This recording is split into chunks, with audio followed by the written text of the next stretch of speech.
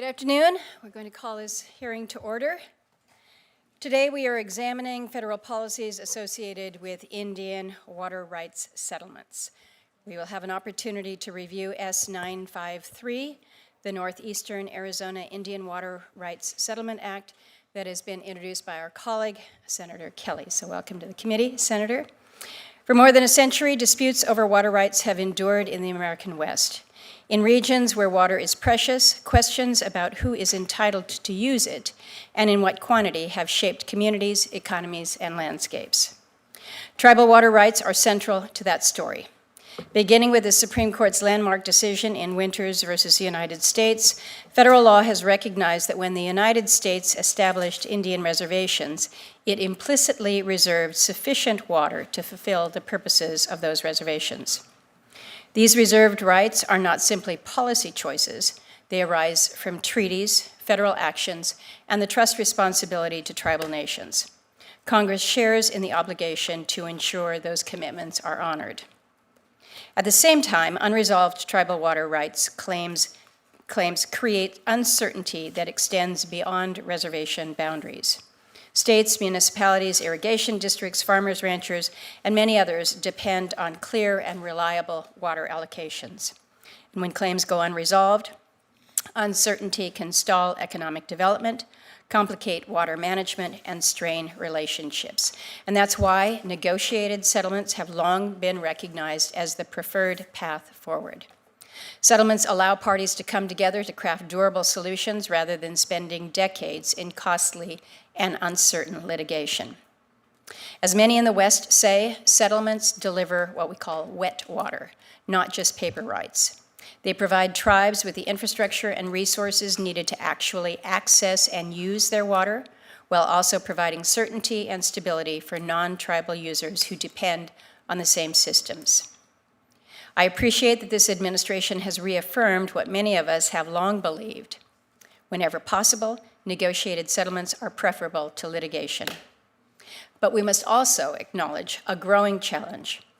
The federal costs associated with Indian water rights settlements have increased dramatically in recent years. During development of the bipartisan infrastructure law, we focused on the delays that have plagued already authorized settlements, and we created the Indian Water Rights Settlement Completion Fund and provided $2.5 billion to help complete settlements that had been approved but lacked funding to move forward. 17 settlements received support from that fund, finally finishing work that had been pending for years or even decades.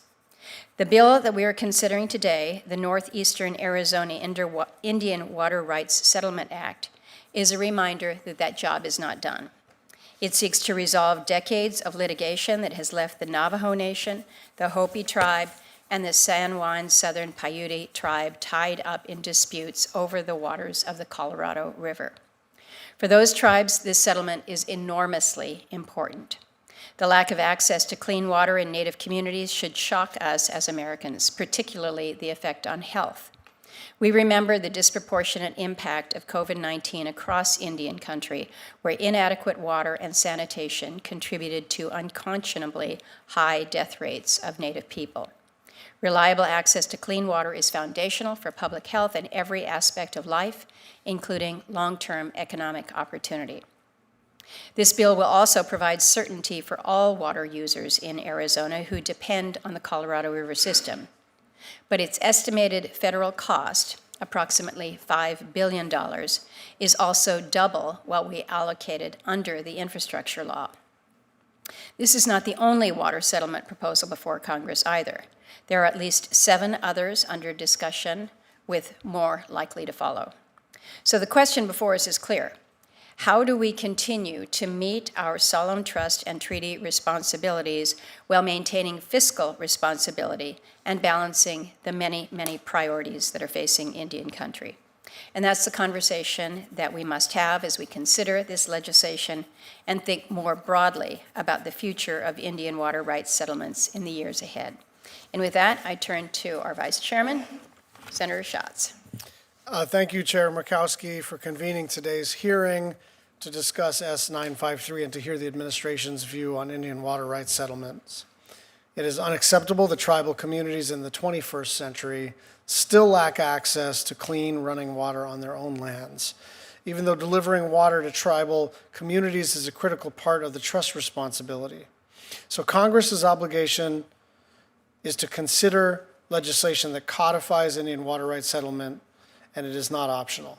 It's critical that it's the critical final step to ensure our trust responsibilities are met. The tribes testifying today have done their part. They have spent decades in litigation. They have come to the negotiating table in good faith. They have made hard compromises and worked alongside states, Indian and non-Indian users, and the federal agencies to produce finalized agreements. This is an extraordinary undertaking, and it deserves an extraordinary response from this Congress.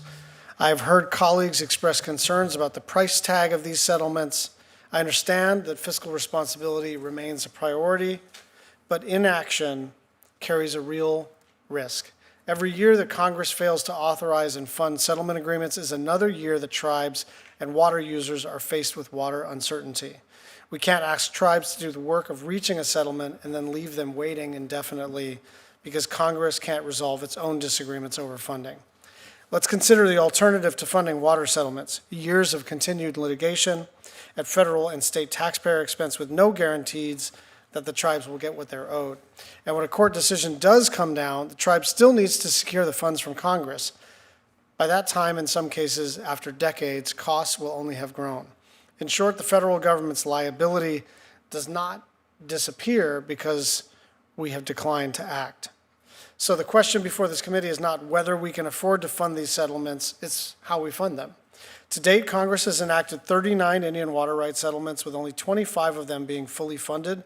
14 more are pending before us, totaling more than $12 billion. Another 13 tribes are in active negotiations with Interior and moving towards settlements. Inaction is not an option. I urge my colleagues to move pending settlements like S953 forward, authorize them, fund them. Give tribes, states, and water users in these basins the certainty that they need, not just for today, but for generations to come.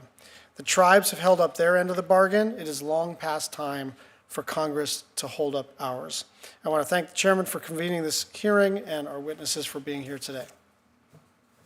Thank you, Vice Chair Schatz. I think we both recognize the obligation. It's how we get there, and that's why we're having these discussions here today.